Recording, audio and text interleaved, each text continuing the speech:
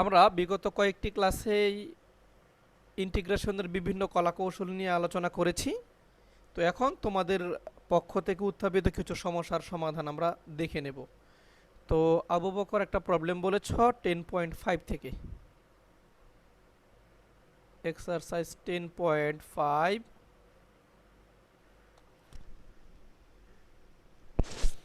এটার 8-এর 1-2। আচ্ছা, আমি একটু দেখি 8-এর 1-এ কি আছে। Integration of e to the power x 1/ln x minus 1/x ln x whole square, x ln x square dx। Okay, এটাকে ইন্টিগ্রেট করতে বলেছে। তো লক্ষ্য করি আমরা একটা ফর্মুলা এরকম বোধহয় শিখে থাকতে পারি যে দেখো e to the power x, এরপরে থাকবে f of x plus f prime x dx। মনে আছে? একটা বিশেষ ফর্মুলা হয়তো শিখিয়েছিলাম তোমাদের। ওকে, এটার ইন্টিগ্রেশন কত বলো দেখি।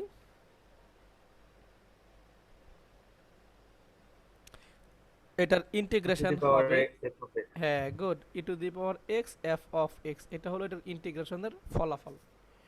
তো আমরা দেখি তো, যেহেতু ই টু দি পাওয়ার এক্স আছে, আবার দুইটা ফাংশন যোগ বিয়োগ মানে যোগ আকারে আছে ধরে নাও, হ্যাঁ, এটাকে আমরা বিয়োগ চিহ্ন চিন্তা করতে পারবো পরে। তাহলে আমরা একটু চেক করি এইভাবে এটাকে প্রকাশ করা যায় কি না। তো লক্ষ্য করি আমরা একটু ধরে নেই, যে ধরি F of x is equal two, তুমি একটু ঠান্ডা মাথায় চিন্তা করো, এই যে দ্বিতীয় ফাংশন এইটাকে ডিফারেন্সিয়েশন করলে কোনোদিনই প্রথম ফাংশন পাওয়া যাবে না, বাট প্রথম ফাংশনটাকে ডিফারেন্সিয়েশন করলে দ্বিতীয় ফাংশনটা পাওয়ার একটা সম্ভাবনা থাকতে পারে, তাই না? যেহেতু এখানে পাওয়ার 1 লন এক্সের পাওয়ার 1 এবং উল্টা আছে, ইনভার্স আকারে আছে, তাই না? তাহলে নিশ্চয়ই এটাকে ডিফারেন্সিয়েশন করলে এখানে -2 হবে, এরকম আসতে পারে। তাহলে ফাংশন, মূল ফাংশন ধরবো আমরা এটাকে 1/ln x। Okay fine. তো এখন এটাকে চাইলে আমরা একটু সাজিয়ে এইভাবে লিখতে পারি ln x to the power -1। আচ্ছা, এবার এটাকে যদি ডিফারেন্সিয়েশন করি আমরা কি পাবো বলো দেখি, -n x to the power n -1 ln x to the power -2 হয়ে যাবে। এখন প্রশ্ন হলো, ln x কেও তো আমরা মনে মনে x চিন্তা করে ডিফারেন্সিয়েশন করেছি, তাই না? ডিফারেন্সিয়েট করেছি, তাহলে ln x কে আবার ডিফারেন্সিয়েট করতে হবে। তাহলে ln x কে ডিফারেন্সিয়েশন করলে আমরা পাবো 1/x। এটাকে যদি একটু সাজিয়ে লিখো তুমি পাচ্ছ দেখো -1/x ln x whole square, তাই তো? বোঝা গেল? তাহলে পরের লাইনে দেখো, আমরা এটাকে এইভাবে লিখতে পারি integration of e to the power x, এই প্রথমটাকে লিখলাম f অফ x প্লাস দিয়ে দ্বিতীয়টাকে লিখলাম f প্রাইম x।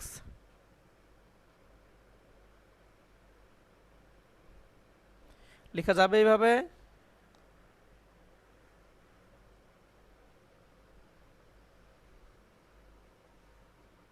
হ্যাঁ, সজীব যুক্ত হয়েছে, এভাবে লেখা যাবে তো আবু বকর?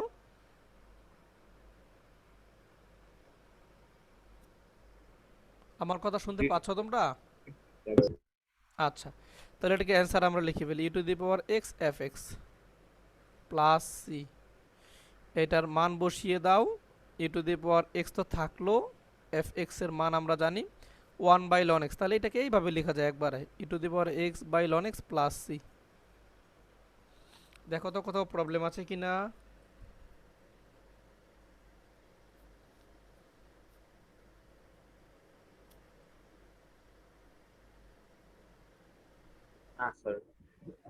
আচ্ছা, লাবিব সজীব বুঝেছ অঙ্কটা? জি স্যার। আচ্ছা, তাহলে 8 এর স্যার 2 আমার নম্বরে। এখানে নেটের অনেক প্রবলেম, ও আচ্ছা কত আচ্ছা, আসবে না। কথা শুনতে পাচ্ছ না তাই তো? স্যার মাঝে মাঝে শুনতে পাই, মাঝে মাঝে শুনতে পাই। ও, তোমাদের ওখানে কি মোবাইল ডেটা কাজ করে? স্যার মোবাইল নেটওয়ার্ক ওই রকম বাজে পায়, স্পেশালি আমার জন্য আরো বাজে পায়। আচ্ছা আচ্ছা, একটু স্যার মুশকিল। গতকাল কল দিয়েছিলাম যে নেটে স্যার ইউটিউব ভিডিও পর্যন্ত লোড হতে চায় না। কল দিয়ে বললাম, বুঝেছি। হ্যাঁ তারা হ্যাঁ। বলে যে ঠিক করতেছি, এখন আচ্ছা, নেক্সট টাইম আপনার বন্ধ আমি করতে আমি হবে। একটু বলি, এখন কিন্তু তোমরা জানো কি না, সরকারিভাবে কিন্তু ইন্টারনেটের দাম মনে হয় সেট করে দিয়েছে তাই না? তো এটা কিছুটা। নিয়ে আইডিয়া নেই। ওই যে কি জানি দেখলাম, 5 Mbps মনে হয় 500 টাকা, এরকম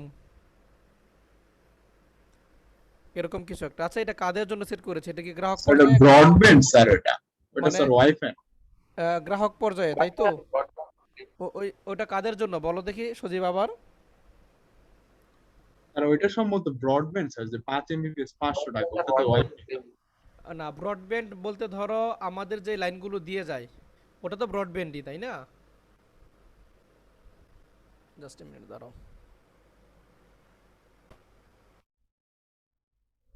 আচ্ছা ঠিক আছে, তাহলে আমরা মাঝখানে একটু রাফ কিছু আলোচনা করে নিলাম। এখন আমরা মূল আলোচনায় আসি। 8 এর 2-এ কীরকম আছে একটু চেক করি। আমরা কাকে ইন্টিগ্রেশন করব? ইন্টিগ্রেট করব e⁻x, উপর আছে 1 প্লাস cos x, না দুঃখিত sin x, নিচে আছে 1 প্লাস কোসাইন x। ওকে, এখানে আছে dx, এটাকে আমরা ইন্টিগ্রেট করব। তো একটু লক্ষ্য করি আমরা, আমরা কিন্তু কোনো ইউ বাই ভি এর ফর্মুলা শিখিনি ইন্টিগ্রেশনে তাই না? বাট ইউভি ফর্মুলা শিখেছি। এখন এই যে একটা ভগ্নাংশ আছে, তোমার প্রথমেই মাথায় আনতে হবে যেভাবেই হোক এই ভগ্নাংশটাকে আমার ভাঙতে হবে, এটাকে ভগ্নাংশে রাখা যাবে না। ওকে, তো কীভাবে ভাঙা যায় সেটাই হলো কৌশল। একটু চেক করি আমরা। যেহেতু ত্রিকোণমিতি আছে এখানে, অবশ্যই চেষ্টা করব ত্রিকোণমিতিক সূত্র প্রয়োগ করার। একটু চিন্তা করো, 1 প্লাস সাইন 2a, এইভাবে চিন্তা করো, 1 প্লাস সাইন 2a একটা সূত্র হবে। কি সূত্র হবে? ও দুঃখিত, সাইন 2 এটা শুধু করো, হ্যাঁ 1 প্লাস না, আসলে শুধু সাইন 2 এটাকে ফর্মুলা করো, তাহলে বুঝবা। এই যেটা সাইন 2 হবে 2 সাইন এ কজ এ, লেখো 2 সাইন এ কজ এ লিখলাম। এরপরে দেখো তো, এইটার একটা সূত্র হয় 1 প্লাস কজ 2a তাই না? সজীব বলো এটার কি সূত্র? 2 cos square two a. Cos square x by two. হ্যাঁ, এই যে লিখলাম। এইবার কাজ কিন্তু তোমার কমে গেল। কীরকম? এবার তুমি তাকাও, যদি আমরা কিন্তু বারবার বলছি আমরা ভগ্নাংশ রাখবো না। ওকে, ভগ্নাংশ রাখবো না। তাহলে ভগ্নাংশ না রাখলে এখন সমহরে বন্টন করে দাও। e⁻x থাকলো, 1 এর নিচে 2 cos স্কোয়ার এক্স বাই 2 লিখো, তাহলে এটা কি হয়ে যাবে? এখানে হয়ে যাবে হাফ 1 বাই cos স্কোয়ার, এটা হয়ে যাবে তাহলে তোমার sec square x by 2 plus, আবার এই 2 আর 2 কেটে যাবে, sine x by 2 cos x by 2 কে cos স্কোয়ার এক্স বাই 2 দিয়ে ডিভাইড করো, তাহলে দেখো একটা cos এক্স বাই 2 একটা cos এক্স বাই 2 কাটা যাবে, আর সাইন এক্স বাই 2 থাকবে বাই cos এক্স বাই 2, এটাকে লিখতে পারো tan এক্স বাই 2। এই পর্যন্ত দেখো তো লাবিব ক্লিয়ার কিনা? জি স্যার। আচ্ছা, এবার আবু বকর একটু পরিকল্পনা দাও যে কি করা যেতে পারে এরপরে।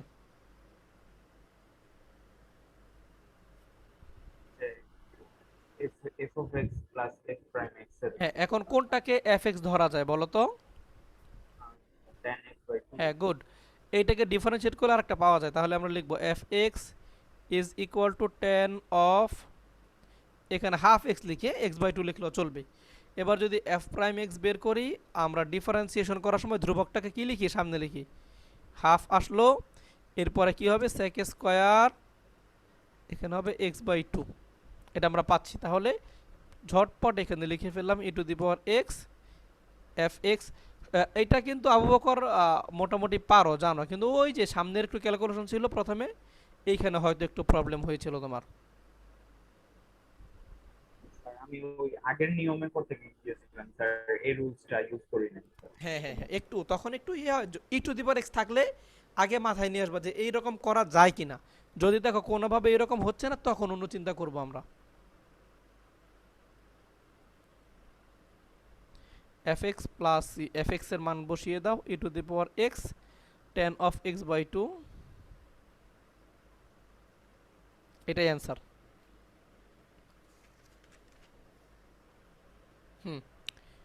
এরপরে দেখি কার কি প্রবলেম।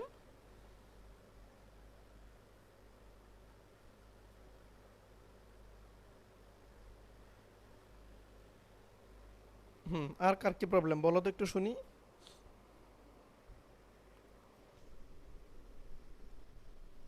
স্যার 6-2। আর 10.5 থেকেই, তাই তো? আচ্ছা আমরা দেখি, চলো 6-2।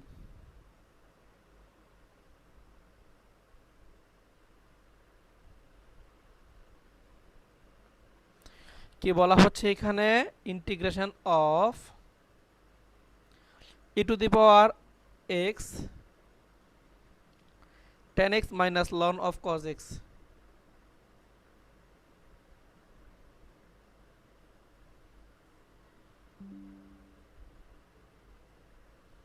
ওকে ফাইন। তো দেখো এখন আমরা দেখো একটু আগে যে ফর্মুলাটা অ্যাপ্লাই করেছি, আমরা যদি চেষ্টা করি কোনোভাবেই ওই ফর্মুলায় আমরা যেতে পারবো না।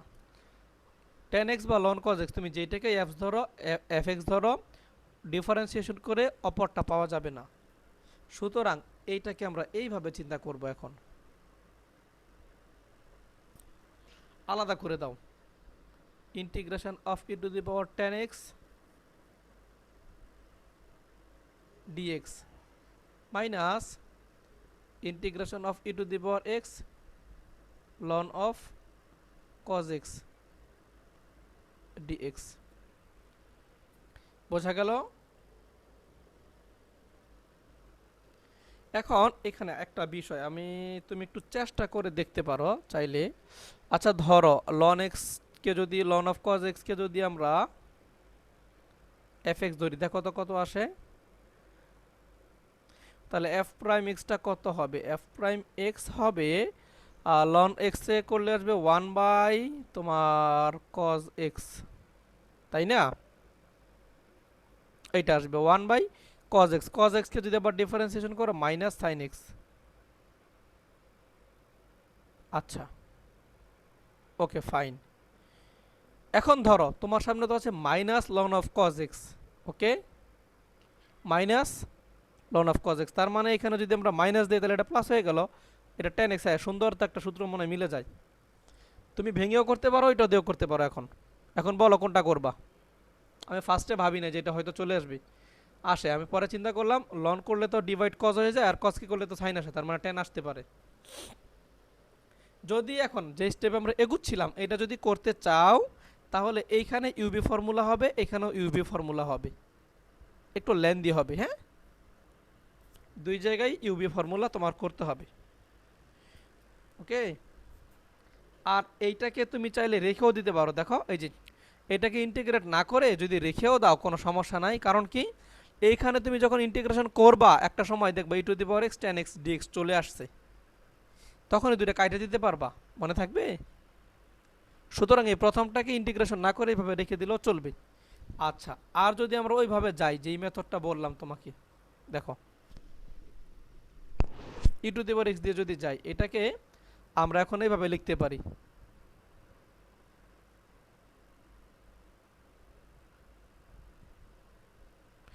ই টু দি পাওয়ার এক্স লিখলাম কেন, এফ এক্স আর কি। হ্যাঁ, f x plus f of f prime x dx, এটার সূত্র হবে তাহলে e to the power x f x plus c, এইটাই অ্যান্সার। তবে এটাকে চাইলে তুমি সিম্পলিফাই করতে পারো।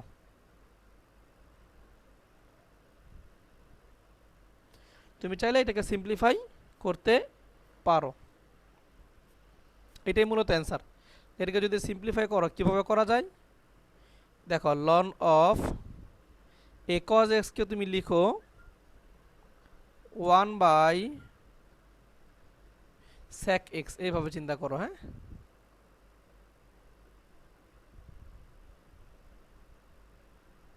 Plus C. এবার sec x কে সাবধান, এই sec x কে কোনো 1/sec x কিন্তু এটা লেখা যাবে না, এটা কোনোদিন লেখা যাবে না, এটা আলাদা একটা ফাংশন। এটাকে চাইলে এইভাবে লিখতে পারো তুমি, লন 1/sec x, না না এটা এটা এইভাবে লিখো। হ্যাঁ, এই যে sec x whole to the power -1, এইভাবে তুমি চাইলে লিখতে পারবা। ওকে। ও একটা মিনিট, আমি একটু ভুল লিখছি। হ্যাঁ, fx ধরছিল -ln of cos x, এখানে মাইনাস দিয়ে দিবা, এখানে একটা মাইনাস হবে, এখানে মাইনাস হবে, এখানে মাইনাস আসবে, কিন্তু মাইনাস আসবে এগুলা। এইবার দেখো এইটা মানে হচ্ছে 1/sec x, এইটার মানে, আর এইটার মানে কিন্তু 1/sec x না, সাবধান, এটা ভুল করবা না কোনোদিন। এইটার মান 1/sec x না, sec x whole to the power -1, এইটার মান 1/sec x। তাহলে এই -1টাকে তুমি সামনে এনে মাইনাসে মাইনাসে প্লাস হয়ে যাবে, এখানে b to the power x ln of sec x। তুমি এইভাবেও ক্যালকুলেট করতে পারো। দেখো বুঝলে কিনা।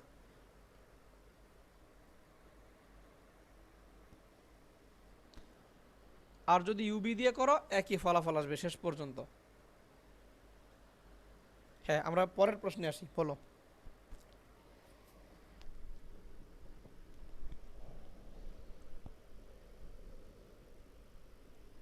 9.3 তে সমস্যা ছিল স্যার। ডিফারেন্সিয়েশনে না স্যার 10.3 ও 10.3, আচ্ছা আমি ভাবছি 9.3। আবু বকরের কোনো প্রবলেম আছে? 10.5 লাবিব? স্যার হ্যাঁ, লাবিবেরও কোনো প্রবলেম থাকলে বলবা। আচ্ছা 10.3 কত নম্বর বলো সজীব, কি সমস্যা শুনি। স্যার 19-20 স্যার এগুলা রেখে যেতে রেখে ও যেতে আচ্ছা, বলছি হ্যাঁ হ্যাঁ যখন হ্যাঁ করছি। হ্যাঁ হ্যাঁ হ্যাঁ হ্যাঁ, ঠিক আছে। হ্যাঁ, এটা একটা ভালো কথা মনে করেছো, এটা আমার স্মরণ ছিল না। হ্যাঁ, এটা একটু এক্সেপশনাল। হ্যাঁ, আমি বলেছিলাম পরে দেখাবো। হ্যাঁ হ্যাঁ, মনে পড়েছে এখন, তুমি বলাতে মনে পড়লো। হ্যাঁ, ভালো প্রশ্ন। এইটা একটা বিশেষ সমস্যা, এগুলোর সমাধানও আছে, এগুলো আমরা একটু ভিন্ন ধর্মী সূত্রের মাধ্যমে শিখবো এগুলা। তো এতদিন আমরা কৌশল নিয়ে আলোচনা করেছিলাম, তো এই কৌশলটাই আর আসতে মনে ছিল না আমার ফাইনালি। আচ্ছা, আমি এই কৌশলটা একটু দেখাবো। হ্যাঁ, এই সেশনও তো প্রায় শেষ, আমরা প্রয়োজন আরেকটু সেশনে আসব। আচ্ছা, তোমাদের কি 9টায় কোনো ক্লাস আছে আরও? না স্যার। তাহলে আমরা প্রয়োজনে 9টা 10-12 পর্যন্ত একটু দেখবো। ওকে, যদি সময় পাই আর একটু দেখে নেই, কারণ এই ইয়েটা দেখানো একটু দরকার আছে, এই ফর্মুলাটা।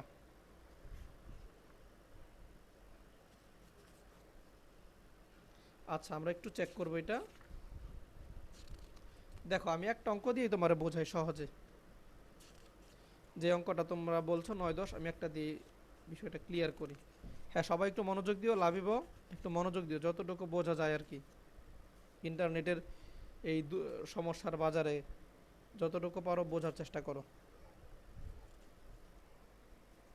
আচ্ছা, তোমরা রাফলি আগে একটা নিয়মটা বোঝো, যদি তারপরও সমস্যা থাকে আমরা এটা নিয়ে আরেকদিন আলোচনায় যাব। জাস্ট এখন দেখে রাখো প্রবলেমটা কি, মুছে দিয়ে এগুলো।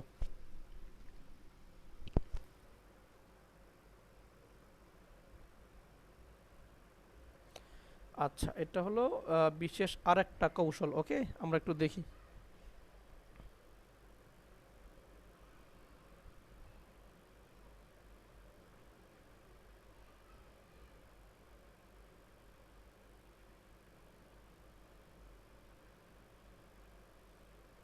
বুঝে নাও, এটা একটু হালকা একটু লেন্দি মনে হতে পারে, বাট সহজ আছে, একবার বুঝলে তোমার ক্লিয়ার হয়ে যাবে। ওকে। হ্যাঁ, যেমন ধরো তোমার কাছে 9-এর 19-এর একটা এক্সাম্পল দিয়েই দেখাই। 10.3 থেকে 19-এর 1, এইটাকে আমরা আই ধরে নিই শুরুতে, ইন্টিগ্রেশনটাকে ধরলাম I is equal to integration of dx by 2 plus cot x। Okay fine. তো এটাকে আমরা একটু সাজিয়ে নিব। প্রথমে ইন্টিগ্রেশন অফ পরিচিত ফাংশনে নিয়ে আসো। এটাকে দেখো, এই cot x কে যদি আমরা ভাঙি আমরা কি পাবো, cos x by sin x, এর সাথে আছে 2, এর উপরে আছে dx। এখন এখানে যদি লসাগু করি তাহলে কি আসবে, লসাগু হবে sin x আর উপর আসবে 2 sin x plus cos x। Finally sin x টা dx এর সাথে গুণ হয়ে যাবে উপরে এসে, তাই না? একটু শর্ট করলাম, না বুঝলে বিস্তারিত এখান থেকে একটু দেখে নাও ডান পাশে। আর উপর আসবে 2 sin x plus cos x। আচ্ছা, তো এখন লক্ষ্য করো এই প্রবলেমটায় কোনোভাবেই তুমি কোনো সূত্র ফেলেও কাজ করতে পারবা না। যদি 2 না থাকতো sin c plus sin d এর একটা সূত্র, sin c cos d, এগুলোর কোনো সূত্রই আসলে এখানে ফেলা যাচ্ছে না। তুমি চিন্তা করে দেখো 2 sin a cos a নিয়েও কোনো কাজ হবে না। তো এইরকম থাকলে একটা বিশেষ কৌশল হচ্ছে আমরা ধরে নেব, দেখো লব যেটা আছে এখানে লব, এই লবটাকে প্রথমে ধরবো। দেখো আমি সূত্রটা আগে ডান পাশে বাংলায় লিখবো, তারপর এগুলো বোঝাবো। দেখো সূত্রটা কেমন, এই লবের মানটাকে আমরা ধরবো, হ্যাঁ দেখো এইভাবে এল ইন্টু, এল বলতে যে কোনো একটা ধ্রুবক, তুমি অন্য নাম দিয়েও এটাকে লিখতে পারো, এল ইন্টু হর প্লাস এম ইন্টু হরের অন্তরীকরণ, হরের অন্তরজ তোমরা চাইলে লিখে রাখতে পারো, হরের অন্তরজ। ওকে, হ্যাঁ। এখন প্রশ্ন হলো এটা কখন ধরবো, সেটা একটা ভালো চিন্তা। তুমি লক্ষ্য করলে দেখবা এই যে উপরে যেটা আছে এটার ডিফারেন্সিয়েশন কিন্তু নিচেও আছে cos x, তাই না? আবার cos x কে ডিফারেন্সিয়েট করলে sin x ও পাওয়া যায়। এই রকম যদি থাকে কখনো যে কাছাকাছি মান, উপরের এইখানে নিচে প্রায় কাছাকাছি মান, ডিফারেন্সিয়েশন করলে কিছু একটা আসতে পারে, ওরকম থাকলে আমরা এইভাবে চিন্তা করব। তো এখন আসো আমরা লবটাকে sin x না এখানে, আমরা sin x টাকে ধরে নিই। এখন লিখবো যে ধরি sin x is equal two, প্রথমে লিখো l, l লিখে লিখবা হর, তাহলে l এর পরে কত হবে, হর, আমাদের হর কত 2 sin x plus cos x লিখলাম, প্লাস দিয়ে লিখবো কি m ইন্টু হরের অন্তরীকরণ। হরটাকে অন্তরীকরণ করলে কি হয় একটু চিন্তা করো তো, 2 sin x কে অন্তরীকরণ করলে হয় 2 cos x, আর cos x কে ডিফারেন্সিয়েশন করলে পাবো মাইনাস sin x। এইটুকু দেখো তো বুঝেছো কিনা?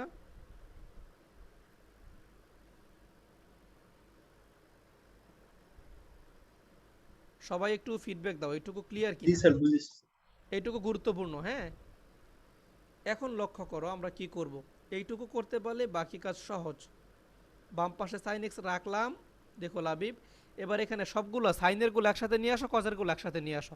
তাহলে চিন্তা করো আমরা যদি sin x এখানে পাবো, এখানে একটা sin x পাবো, sin x যদি কমন নেই আমরা কি পাবো, এখানে প্রথমে পাবো 2l, একটু শর্ট করতেছি লক্ষ্য করো 2l, আর এখানে পাবো একটা -1, 2l - 1, এটার সাথে থাকবে কত sin x। ওকে, এরপরে তাকাও এইখানে প্লাস, আমরা যদি আবার cos x কমন নেই তাহলে থাকবে 2m, অথবা তুমি যদি l দিয়ে লিখো আগে তাও সমস্যা নাই, তাহলে এখানে থাকবে কত only l into cos x, তাহলে l থাকলো আর এখানে থাকবে প্লাস 2m। এখানে কি 1 ভুলে 1 লিখলাম, এটা m হবে, হ্যাঁ আসলে m হবে 1 না, m হবে। দেখো তো বুঝলা কিনা? আর না জি স্যার, বুঝলে কি বুঝতে করবা, পেরেছি। এই l দ্বারা গুণ করবা, m দ্বারা গুণ করবা, পরে সাইনের গুলো একসাথে এনে কমন নিবা, কজের গুলো একসাথে এনে কমন নিবা, এতটুকুই কাজ। এইবার আমরা উভয় পক্ষ থেকে sin x এর সহগ এবং cos x এর সহগ সমীকৃত করব। লিখো sin x ও cos x এর সহগ সমীকৃত করে পাই।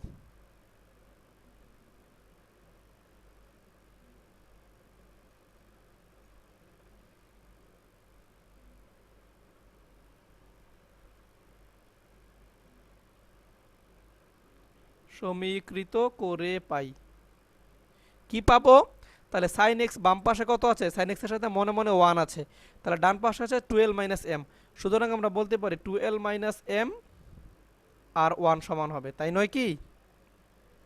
ওকে, Yes. আচ্ছা।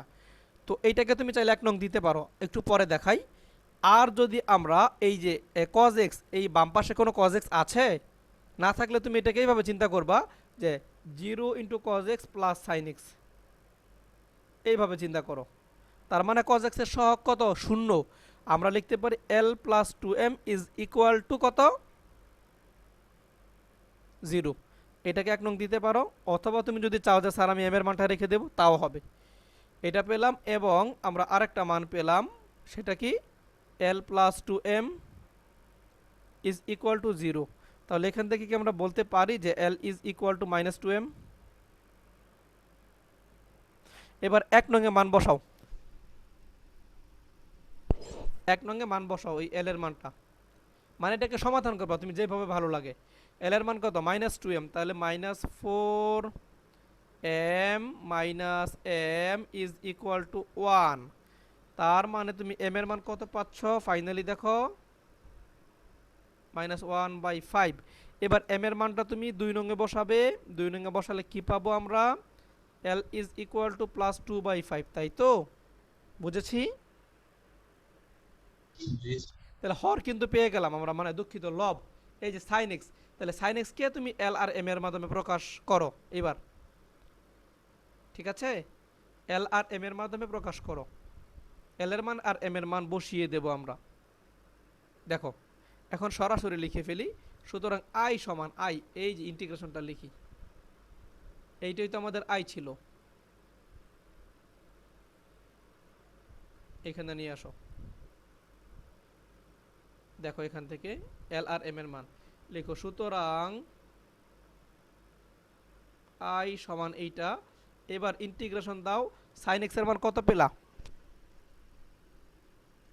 দেখো sin x এর মানটা কেমন ছিল? এই যে l দিয়ে 2 sin x plus cos x, তাহলে l এর মান কত? 2/5 লিখো, 2/5, এরপর হবে 2 sin x plus cos x plus দিয়ে m, m এর মান পেয়েছি মাইনাস, তাই না? তাহলে লিখবো আমরা minus 1/5 into 2 cos x minus sin x।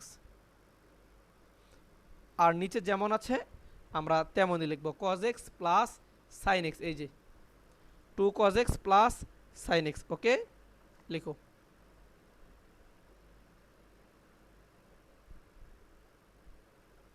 2 sin x plus cos x ছিল। আচ্ছা, উল্টা লিখছি নাকি?